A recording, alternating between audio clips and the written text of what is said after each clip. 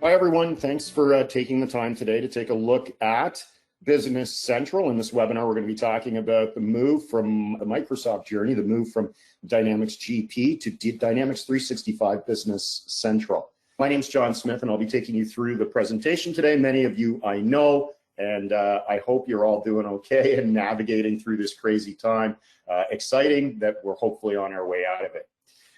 We're going to just jump right into the agenda today so I can spend the majority of the time inside the software, showing you how it works and pointing out the key differences between GP and Business Central. Just as a starting point, I think a lot of organizations we're talking to are interested in Business Central.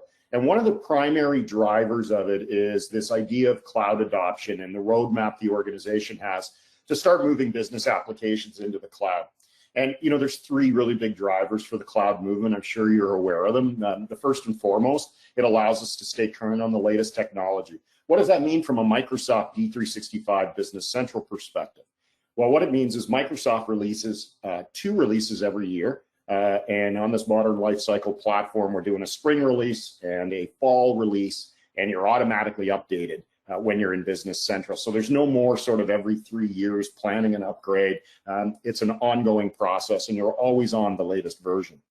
The second thing is that the cloud platform and licensing costs are very different than an on-premise architecture. So even in something like Business Central, the licensing is based on a per user per month fee, and you just pay per user per month, and you've got the entire platform. All you need is a browser to get to it. All your backups are done, all your upgrades are included. So it's really effective that way, and it's cost effective. And not only is freeing up IT resources, it's cost effective. We're going to talk about licensing at the end, and you'll get an idea of what I'm talking about in terms of the price point. Lastly, this is built on Microsoft's cloud platform. Microsoft Inspire is going on right now. That's a partner conference. I sat in a kickoff yesterday, and Satya Nadella told everyone very eloquently, of course, that this is the safest, most secure cloud on the face of the earth. And of course, we all expect that with Microsoft. So, Microsoft's cloud is secure, reliable, and it's going to make sure your privacy remains intact. Business Central is built on top of that. To be very specific about Business Central, the product really is built with a modern architecture. So this is a 2018 released product. I personally think the user interface is among the best that's out there in the ERP world. I do think it's best in class. The product's available as we've said, cloud-based, or if you want, you can deploy Business Central on-prem. It's got a lot of BI capability in it. There's workflow everywhere. From a functionality perspective, and I'll talk about this on the next slide and show you, it really does mirror the Dynamics GP functionality set or Dynamics SL if you're using that product platform. There is transitions, and we're going to talk about that at the end of the webinar, transitions supported through migration tools. So for those of you running GP or SL, we can install a piece of software in your environment and it'll actually load your data from GP or SL into a Business Central tenant. We're seeing pretty quick user adoption with this tool. I think that's part and parcel of the user experience and personalization capabilities, and I'll touch on those in the demonstration. And lastly, it is cloud, but it can still be extended, and extensions come in a couple of ways. Extensions can be third-party add-ons that are shown on Microsoft App Source, where you can go look those up and try them out. When you have a Business Central tenant set up, you can actually just click a button and install a third party and try it out in your sandbox. And also, if required, traditional customizations are supported very easily here through the extension management capability. When we talk about the core capability set, I said it really mirrors Dynamics GP and Dynamics SL. When you look at the capabilities here, you can see that. So really strong core financials from GL, AR, AP, bank, sort of fixed assets and period end close. Sales and service management. Sales really does mirror the sales order processing capability in GP, service management mirroring GP's field service. The project management capability, again, is included with the capability to track projects and revenue and costs, and has an integrated timesheet. We'll show you that in the demo. Really deep supply chain management and warehousing capability here, as well as a great reporting and analytics story. My sort of top 10 for Business Central, we've done a whole host of implementations since it's been released, and I put this together to say, hey, what do I take away as the best? Well, first and foremost, the usability, user interface, and speed of the product is phenomenal. It is, as I said, best in class. I think I actually don't think there's a better looking ERP solution out there. And it's not just how it looks, it's the thought that went into the design of the screens. It's how quick it is. It mirrors sort of a client experience where you have, say, a GP installed on your desktop. This web interface is as quick or quicker than a traditional desktop installation. For those of us who use GP, we love smart lists. Smart lists are all over Business Central. They're called filtered list views. There's a really great integration to Outlook and Teams here. There's a mobile app. The search capability in the product is sort of Google-like. There's a more flexible chart of account structure in Business Central versus GP. Lots of web services throughout the product for things like updating currency rates or polling your bank account to see what checks have cleared. The project module is simpler, but very effective. Business intelligence and Power BI reporting is facilitated through easy to configure OData feeds. And last but not least, this product comes integrated out of the box to Microsoft CRM product. So that's called D365 for sales. And if you're a user of CRM, there's a real benefit here to Business Central because the two actually integrate. So I've said enough about the product. Let's go ahead and take a look at it, and I'll show you some of the key features. So I'll go ahead here and log into Business Central, and you can see the homepage here as I log in. And I just want to point out a few important things. First of all, your experience in Business Central is based on who you are in the organization, right? So we call this a role-based experience. And what that means is, we slot people into roles. When I look here at my own setup, I'll show you right now, I'm logged in as a business manager. So this role center really determines your security, what you can do and what you can see inside the product. And it's going to change based on the roles you have here. And of course, we can set up different roles as you need. The other thing I should point out is in your tenant, you can have as many companies or legal entities as you like. And of course, there's regional packs for those of you with international operations. Different language packs and regional packs can be assigned to the user as well.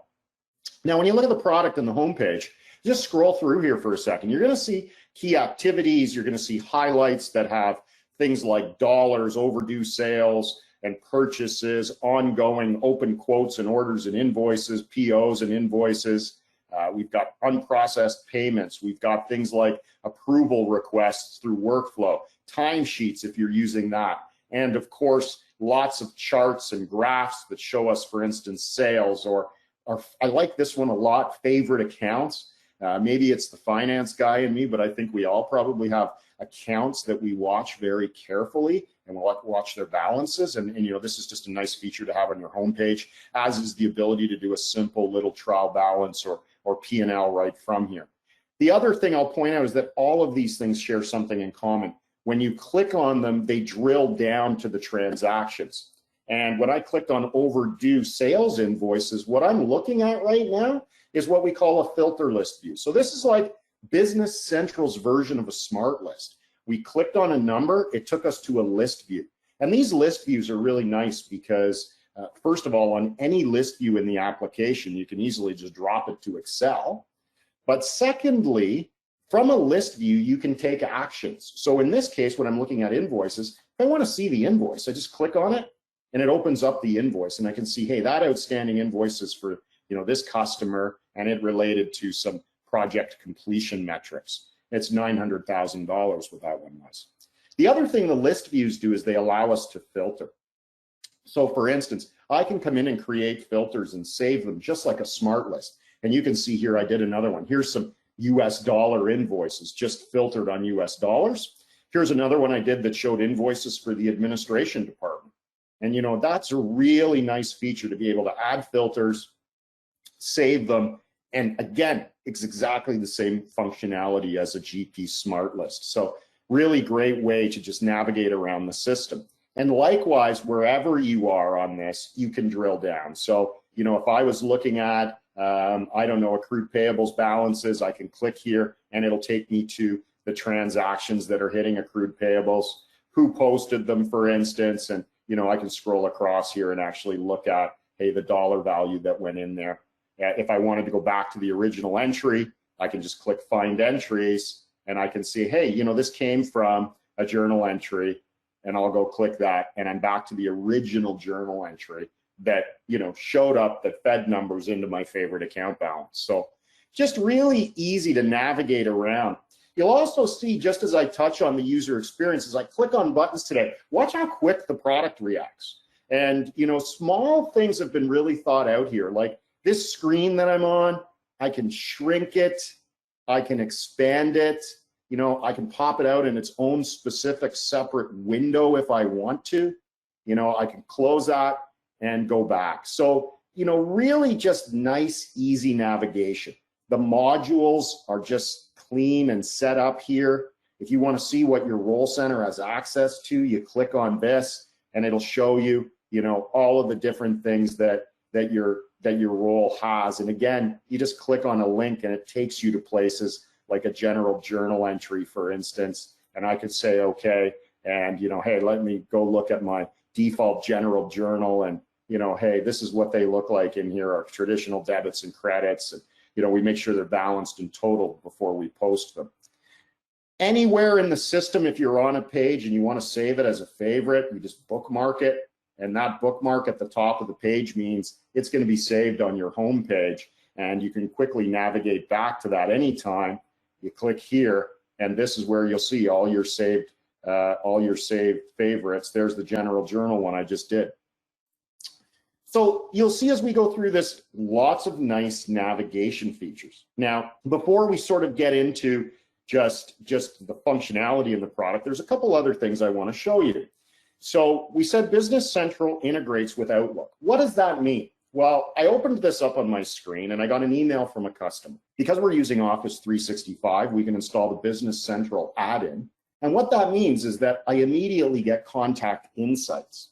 In my email, it shows me this customer has this balance. If I actually click on this number, it's going to take a few seconds, but it's going to show me the actual ledger entries or the outstanding amounts for this customer. So I'll go ahead and just put that on its own screen. And you can see here, I'm actually looking at outstanding receivables for this specific customer. And not only can I look at this from Outlook, I can actually drill right into the underlying invoice. And notice at the top of the screen, this says Office add-in businesscentral.dynamics.com. I don't have to be logged into Business Central to use the Outlook integration for Business Central. So this is a really, really helpful feature. And it goes beyond just sort of insights. You also have the capability from Outlook to do things like create a new sales quote or sales invoice or sales order or a purchase order, purchase invoice. So for instance, if this person wanted a quote, I could say, I want to create a new sales quote. The system now is reading the email and it's looking at what we have in our system in terms of inventory and items. And it's going to come back and actually suggest some lines that say, hey, you know, I think this is what your customer's looking for. Does this look correct? And I could actually go through now and create a sales quote specifically in Outlook. So the Outlook capability is really just, again, a really strong feature. Another feature I want to talk about briefly just at the beginning is the mobile app. So I'll go ahead here and just open up my phone. And what I've done is, you know, I'll just do this. You can see here on the mobile app, there's the mobile app for Business Central. And what I'm looking at here, you can see the mobile app, the numbers all match. Like it's a full featured mobile app, meaning that, hey, what I see inside the system is what's going to be in the mobile app. And, you know, if I want to, I can click in here and actually drill down and see again all those transactions. There's the 900,000 that we talked about in the right at the beginning. And, you know, look at this. I'm actually scrolling through and looking at what was on the invoice right in that mobile app. I click the back button at the bottom. You'll see this sort of little arrow right here. So I'll just click that and go back. I can scroll up and down. I can do approvals on this mobile app. I'll go to my charts and graphs for that. And I can see on my charts and graphs, my top customers by sales value. Again, I can go back there and I can scroll through and look at, let's go here and look at my favorite accounts. I can come in and look at my mini trial balance. I can actually run financial statements and all these transactions I can do in here. But check this out. I'll actually run a financial statement right from the mobile app. So I'm going to click on income statement. It's going to give me some filters about, hey, maybe you want, what sort of information do you want in here? Let me take that. We'll go ahead and view that. And it's actually generating for me on the screen a financial statement. So this would be equivalent financial statement to something we created in Management Reporter in GP. But look at this, it's right on my mobile app. So, you know, you can actually do a lot of the functions in the product right from this mobile app. At any rate, you can, you know, all of the system is here. You can download the mobile app today from the app, from your favorite app store, Google or Apple. And I think it has sample data in it. So even if you don't have a Business Central tenant, you can sort of play with it and check it out. It's a great feature. And so, you know, you start to see when you look at this, a lot of what I'd call the modern capability of an ERP. Another thing that's really important to the Business Central story is Power BI. And, you know, this is obviously important to the Microsoft Business Applications story today, whether it's GP, Business Central, CRM, SL, there's usually a Power BI added, but Power BI is really well built out in Business Central. You're going to get the capability out of the box to do these things like these types of dashboards.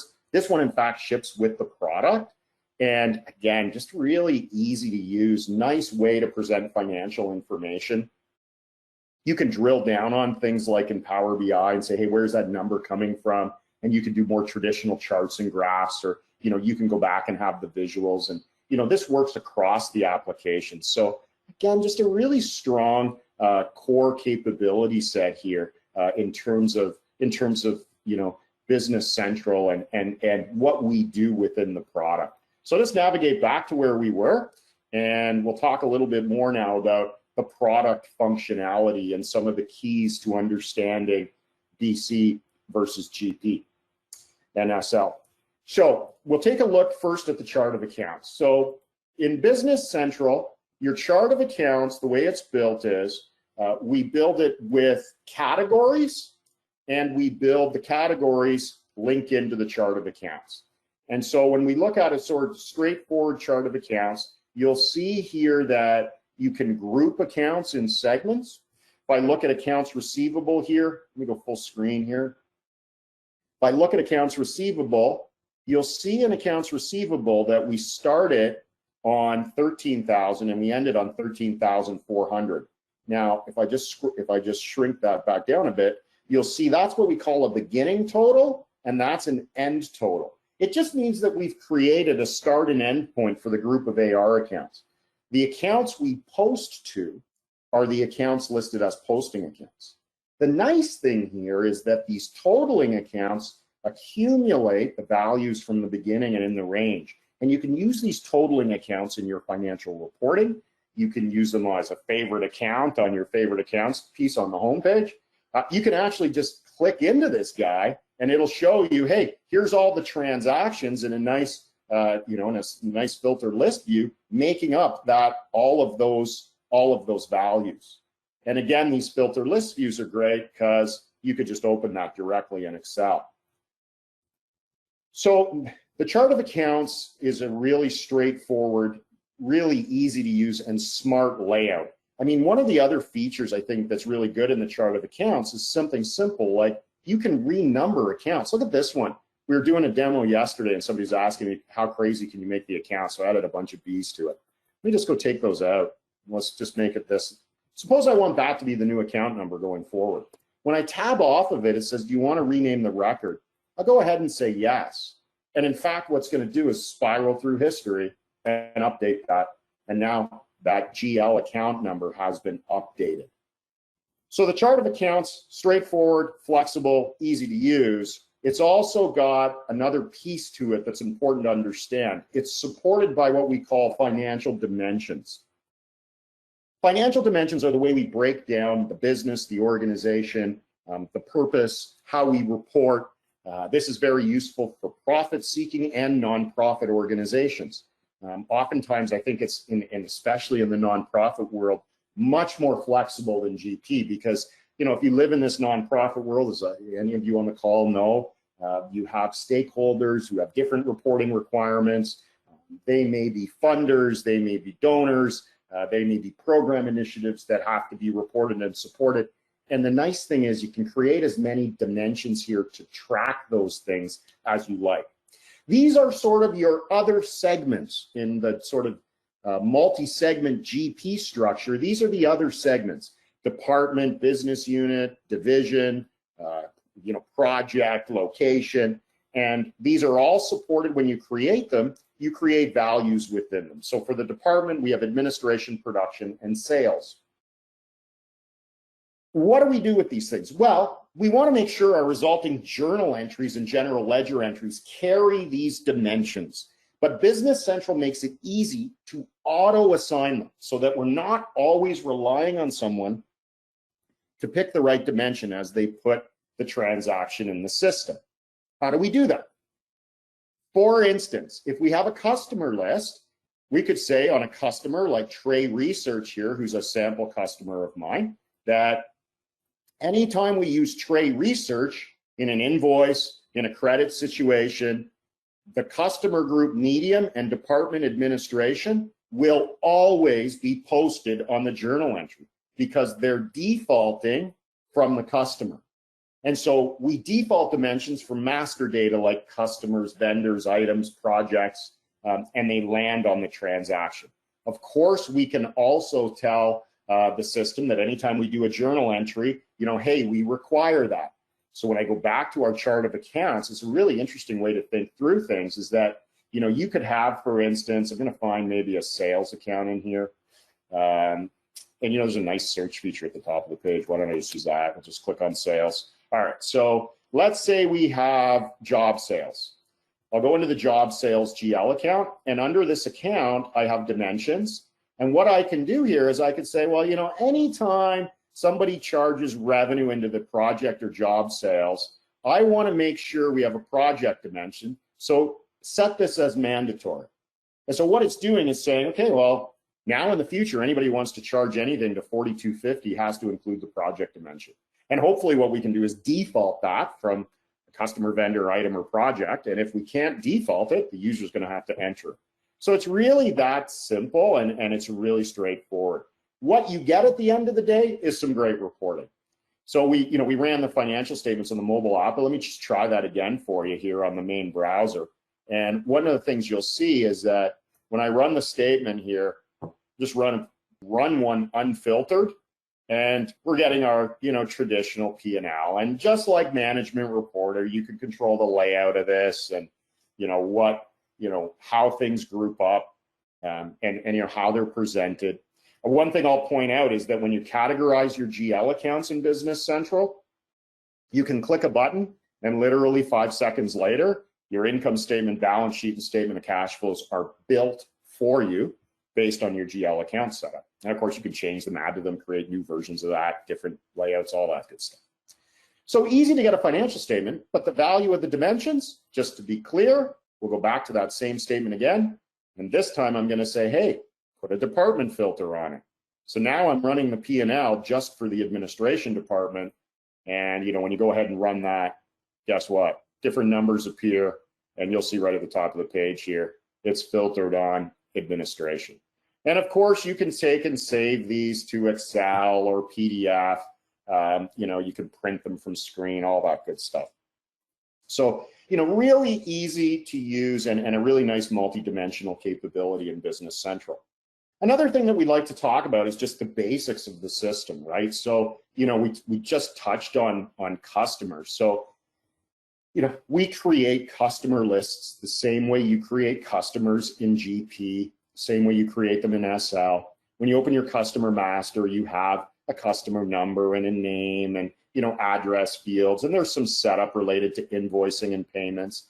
One of the nice things you're going to see in Business Central across master records and transaction entry records is this little fact box over on the right. So you can see here for this customer, we actually have a picture of the customer in here. This is Microsoft sample data. We don't keep pictures of our customers, but maybe we put their logos in. That might be interesting. But you also see when you scroll through, you've got their history, right? So it just shows you when you're looking at the customer, how many open shipments or quotes or orders do we have? Some statistical information, how much is outstanding from them on outstanding invoices. And you can drill right from here back to those invoices. One of the other favorites people have is this attachment capability. Attachments come in 3 forms. You can have traditional file attachments, you can have links to the website or various websites, and users can put notes in here as well. Document attachments are really simple and straightforward. There's no limit to the amount you have. But one of the nice things about it is you'll see here, you can flow to the sales transaction. And what does that mean? It actually just means that if you attach a document to the customer record and you say, I want to flow it, it means that when you pull up an invoice with that customer on it, that attachment will also be on the invoice. It works the same way with vendors and purchase orders and purchase invoices.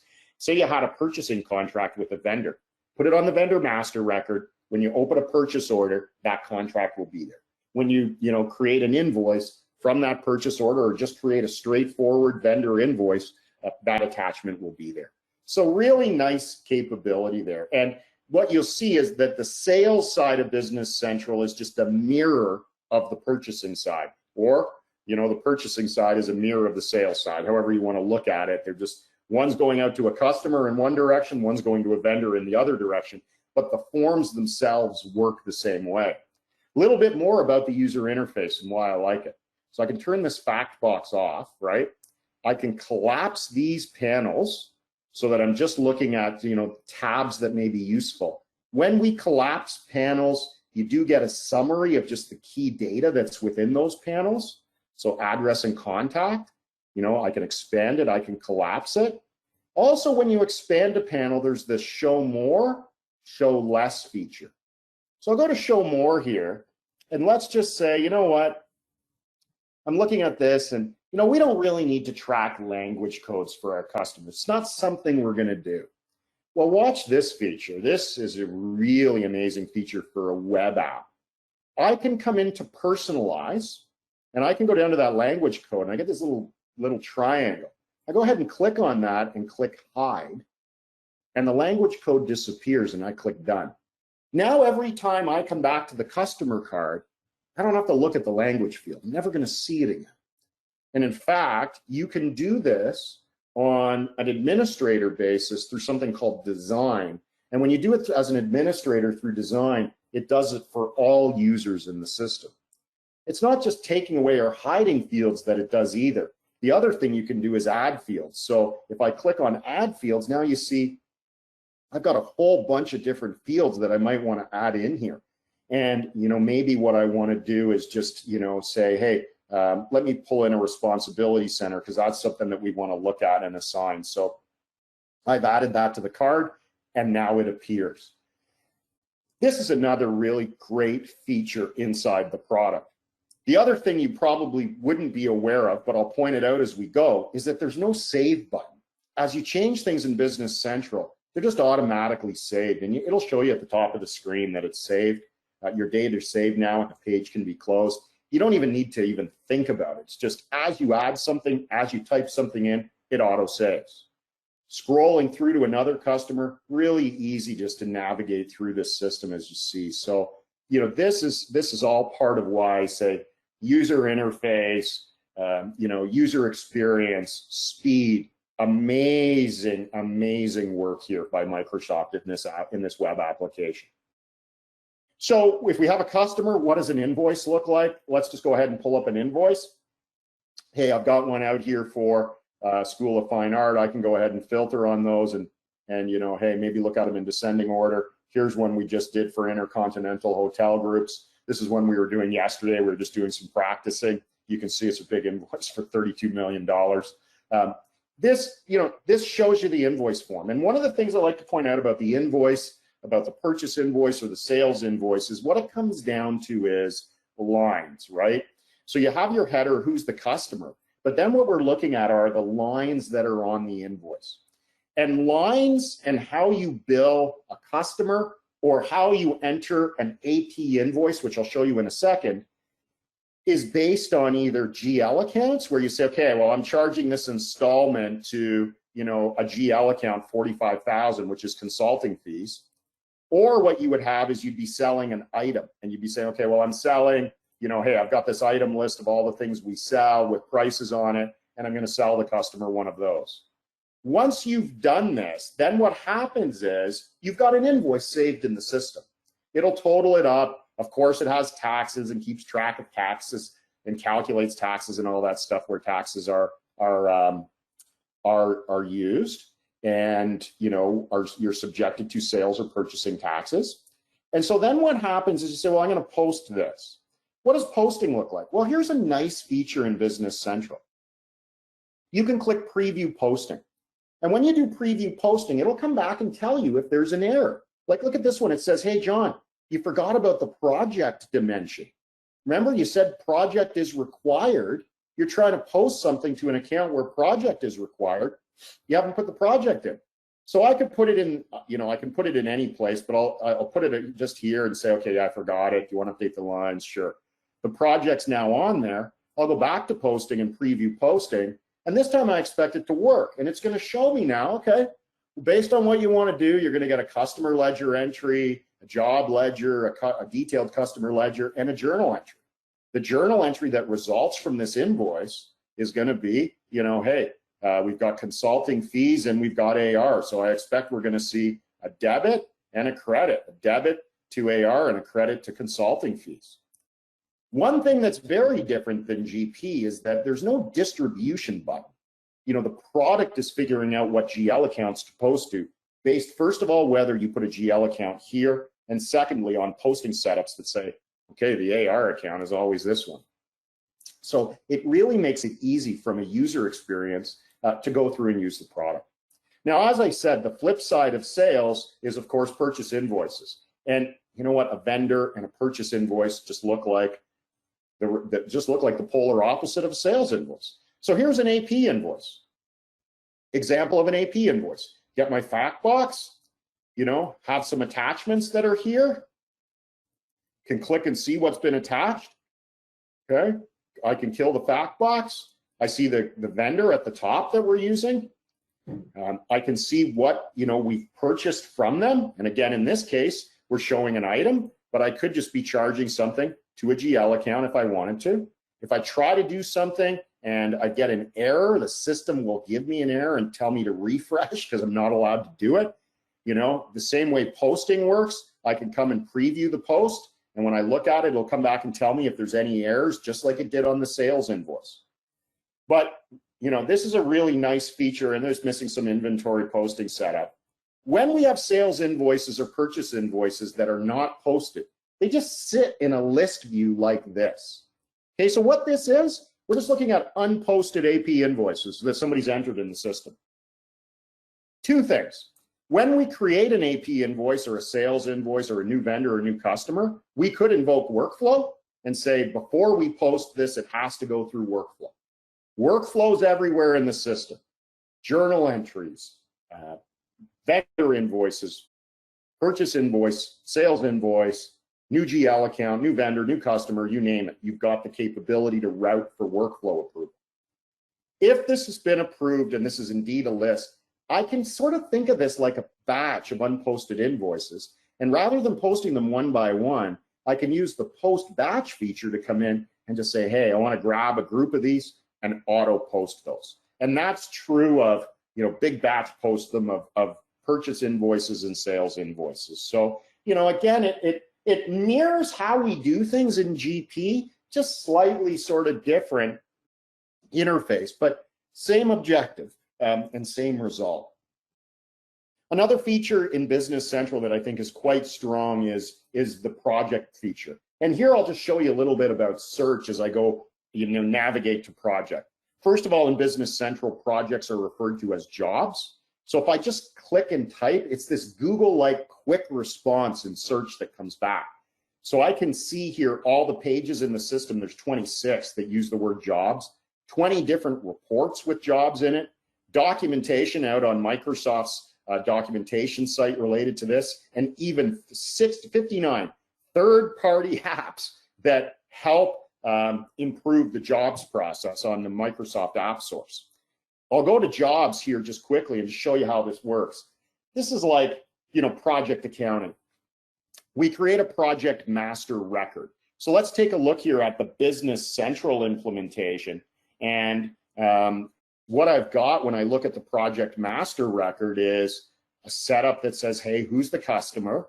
And then I've got this ability to create tasks and set budgets for them. We set budgets under the task by looking at a job planning line, and we can go ahead in here and say, hey, we've got people that are going to work on this task, whether they're employees or subcontractors, and we've got hours and costs, and that rolls up to give me a budget for that line. Now, when we charge actual costs into the system, it lines it up so we can compare budget versus actual. We may bill based on this cost, so every hour we spend results in billing, and it shows you what we've invoiced. The system goes even farther, right? So it tracks over here your total budgeted cost and your actual, your total billable budget and what's been invoiced. And you'll see down here under posting that the system now tracks percent complete and percent invoice. So percent complete is based on up here, $4,500 of actual versus $23,950 of budget. The system goes farther. It actually now applies that to what's been invoiced to tell us what is our deferred revenue, how much can we recognize. So the system's actually keeping track of deferred and recognized revenue through this project as well. And so, the system goes a lot deeper than that, but just as a general overview, it's a really strong feature. If you're using the project module, one of the things that's really nice is, it tracks timesheets. Your timesheets, are linked to the project module, so you can go in and record time against them. You're actually able to say, hey, I want to add some, line item comments in here. So, you can add comments on the line. And of course, just like everywhere else in the system, you can submit them for approval. And, if you submit anything for approval inside Business Central, you'll pay close attention to approval requests. And, when you get those approval requests, you'll be able to action them within the mobile app or Business Central by approving, rejecting, or delegating. So really strong sort of core capability. I think that's what I, really wanted to focus on a little bit today. I think there's one other thing I'll just point out that, it's a little detailed, but hey, it's fun just to look at. For anybody who's using multi-currency, you can set up as many currencies in the system as you want. And when you set up your currencies, one of the nice things is that you set it up and, there's some parameters around here about setting it up. But then what we'll actually do is we can tie it into an exchange rate provider. So I always show this, that we tied into the Bank of Canada exchange rate provider early in 2018 when we started demoing this. And, every day since then, we've been taking a rate automatically. The Bank of Canada updates their rate. Business Central gets updated through its web services that just, trade the information back and pull it into Business Central. And what that does is it just means we don't have to manually keep exchange rates up to date. It's a really nice feature. And for those of you who are into sort of deep sort of foreign currency, you get this foreign currency balance report in here, and I'll just quickly show you what that does. It's keeping track in the system of, hey, here is your outstanding receivables and payables, right? So in US dollars, the amount of US dollars I have in receivables and payables went into the system at 13,000, right? And based on sort of the current exchange rate, the value of those is 16,337. So sorry, the posted value here was 16,282 because this is showing me the US dollar value. When it was posted, the Canadian equivalent was 16,282.50. Based on yesterday's exchange rate from the Bank of Canada, The Canadian equivalent of those US dollars is 16,337. Payables are higher than receivables. So in fact, this $54 is an unrealized loss. And this is coming right from the system. Like I don't have to, I just click on a button and boom, it tells me, and it keeps track of this. And if I had any questions about this, I would just simply go back to my rates. If I want to post that unrealized gain or loss, I just go to the register and click post. That's all there is to it. But the nice point about this is an example of just web services being pulled in. And this is just one small example of the capability set you have with Business Central. If you're thinking about making a move to the cloud, how does this work, right? So when you're using Dynamics GP, the first thing I want to talk about is that we have a migration tool set up. And this migration tool works with GP 2015, 16, or 18. And what it allows us to do is essentially install a piece of software in your GP environment, and it moves all of your GP setup to Business Central. What type of data does it move? Well, let's take a look. So it moves things like your GL accounts and your summary transactions for both your open and history years. It moves your customers and open receivables, your vendors and open payables, your items and quantity on hand. It moves supporting data, salespeople, payment terms, shipping methods, dimensions, ship to and order addresses, all the details around that stuff. It also moves your sales, purchasing, and inventory history into what are called extension tables in Business Central. So, again, just a really nice way to get your data out of GP into Business Central really, really quick. Okay, now, would this work for all organizations? And the answer to that is probably not, because when most organizations are thinking about a move from Dynamics GP to Business Central, they would think about, future state. They would think about, hey, maybe there's some things I want to change. And you wouldn't know at this point in time, how well is the migration tool going to work? What data cleanup do we need to do? Is the product really going to support what we want to do in the future? And so to answer that question, we've developed our own sort of migration assessment. And I want to talk just a bit about this because, I think this is a really important core step if you're thinking of migrating from Business Central to GP. Let's talk about how this works. So what happens is if you're on the Dynamics products and there's some legacy products there, GP and SL, and you're thinking about moving to Business Central, take a look at this assessment program we built. What does the assessment program do? So first and foremost, the assessment program was built to provide a deeper sort of look at the value of Business Central and what it means to your organization. So we look at what you have in GP, we look at what you want to do in the future, and go through an assessment with you. As part of that assessment, we will run the migration tool and show you what your data looks like in Business Central. So we sort of have a couple of different levels to the process, and you can see pricings here too, for small GP implementations, we spend a couple of days and go through the assessment. For sort of mid-sized one, takes a bit longer, and for the large enterprise, it's even bigger. And really what we're doing here is saying, hey, we'll take you through what Business Central is going to look like and what it means to your organization.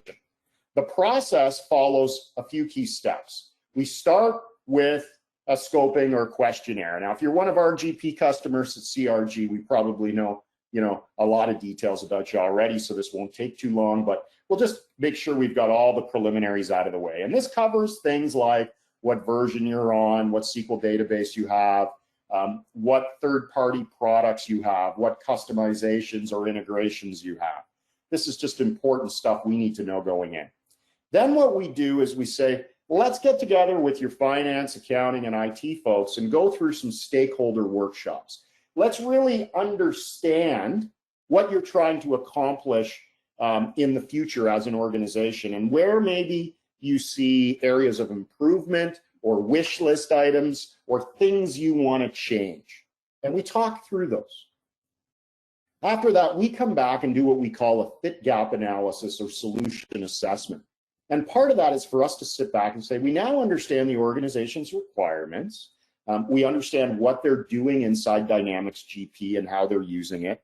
And we look at sort of what are the fits and gaps? How well is Business Central going to fit for them? You know, what's it going to mean? Is there gaps? You know, is there something they want that the product doesn't do? Is that going to be supported by a third-party extension? We go through all of that. And then the next thing we'll do is say, okay, once we've done our solution assessment, let's come back and do a management review and presentation.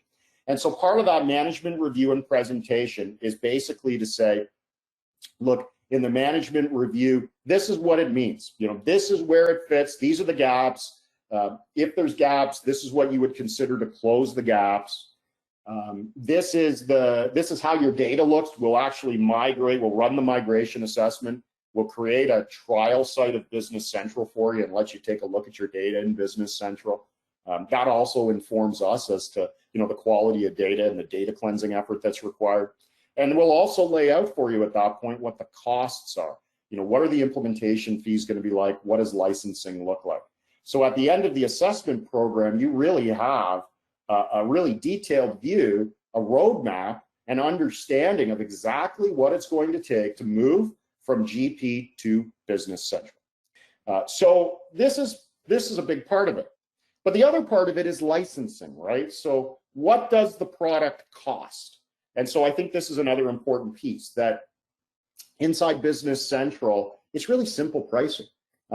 Your main users who are in the system, who are putting transactions in every day, they would be what we call an essentials license, right? And that covers basically everything I've shown you today. And it is a named user license. Now, if you're doing manufacturing or service management, you would need that premium license if you're doing service management or manufacturing. If not, you're in the essentials category. The only other license is that if you have team members who just do workflow approvals, who enter timesheets, or who want inquiry privileges in the system, they're a team member, okay? So they just read and approve, and that's really what they do. So really, main users, $90 a user a month. Team members, $11 per user per month, and you can start with as few as one user. You can add as many as you like. You can scale up and scale down as needed. This includes everything you've seen today, the mobile app, the full featured application. The only thing you need to access it is a browser, all the backup. So when I said at the beginning, you know, there's a, you know, a really good return on investment here. You know, if you run the numbers and you consider that you're always on the latest, greatest platform, it's a pretty good deal. And we're seeing lots of interest in it as it's really cost effective. Lastly, I'll just point out that there is some discounting going on right now. So, you know, if you're thinking about this at all, certainly talk to my colleague Angela in our office who handles all the licensing. But there is a couple different promotions. The first one that's on the screen in front of you, if you're an existing GP customer, Microsoft's offering 40% discounts on those licenses. So, you know, the Essentials user goes from $90 to $54, and the team member goes from, you know, whatever it was, $10 or $11 down to $6 per user per month. So that's, you know, really effective pricing. And we don't know how long it'll be in place, but it's been in place for 1.5 years, and we think it'll continue to be in place for the foreseeable future. There's also one other sales promotion right now, was if you're within 30 days of your renewal, Microsoft will allow you to renew through a cloud renewal. And through the cloud renewal, you continue to pay your GP annual enhancement value, but Microsoft gives you a bundle of Business Central licenses as well. So with that promotion, you have dual use rights. You continue to use GP, and you also have a bundle of licenses for Business Central. How do they give you the licenses in Business Central? Well, they take the value you're paying in your GP renewal. They look at Business Central licenses and provide a 60% discount on the Business Central licenses. And they say, okay, you know, if your Essentials users are $90, you know, maybe it's going to be $40 under that. And they divide the 40 by the amount of your GP renewal, and they give you that number of licenses. Now that promotion is only available to be renewed twice after its original one. So it's a 3-year promotion, at which point the dual use rights end and you're basically on Business Central licenses at a retail price. Anyways, both of these could be discussed. If you're serious about thinking about moving from Business Central to GP, there's lots of incentive around there. And this also is part of the reason why we help with this assessment program. So I think that's really what we wanted to discuss today in a nutshell. I'm just going to take a quick second to see if there are any questions out there. And if any of you have questions and haven't had a chance to answer them, please go ahead and put them in the system. I do see that there's a few questions coming in, so I'll go ahead and answer those. The first question is, John, what types of clients are moving from GP to Business Central?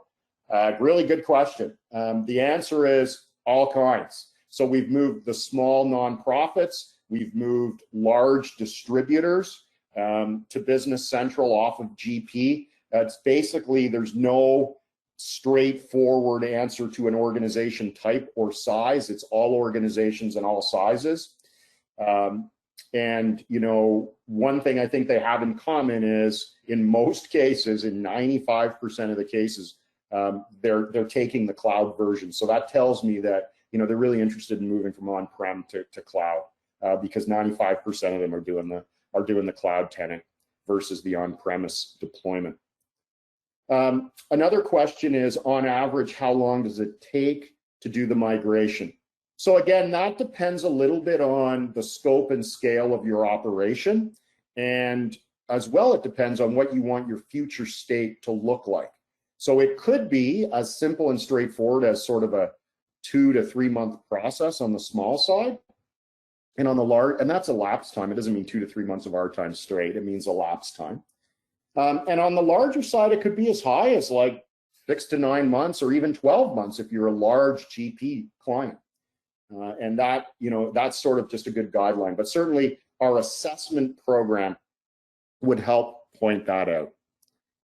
John, I see lots of great features and you've pointed out your favorites. Is there one that stands out in particular as a big differentiator versus GP? You know, for me, I mean, there's a lot of differences and a lot of compelling stuff. My number one there that I had in my top 10 is probably the answer. I love the usability of this product. I really do. I don't have to wait for, you know, a minute for the product to open and refresh every morning. It's instantly on. I love the mobile app. I just think the user experience is fantastic. So it's great. And certainly I said it there back then too. I mean, we're seeing tangibly from our side, the user adoption seems to be better, faster, and easier versus some of the legacy systems like GP. So, you know, I think there's a lot of great stuff here to consider. All right, well, I think that's got it for questions. So I want to thank all of you for joining today. I hope you got some value out of the presentation. And certainly we're going to continue to do these. Please reach out if you'd like a copy or recording of today's seminar.